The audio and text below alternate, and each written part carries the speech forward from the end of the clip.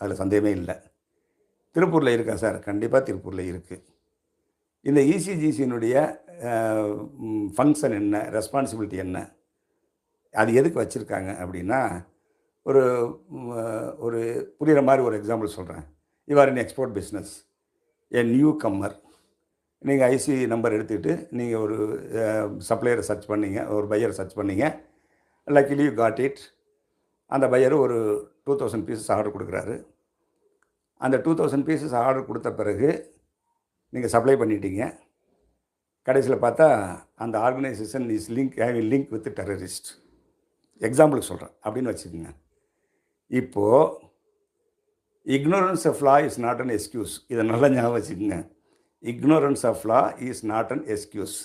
எனக்கு சட்டம் தெரியாது என்பதை நீங்கள் பாதுகாப்பாக எடுத்துக்கொண்டு தப்பிக்க முடியாது.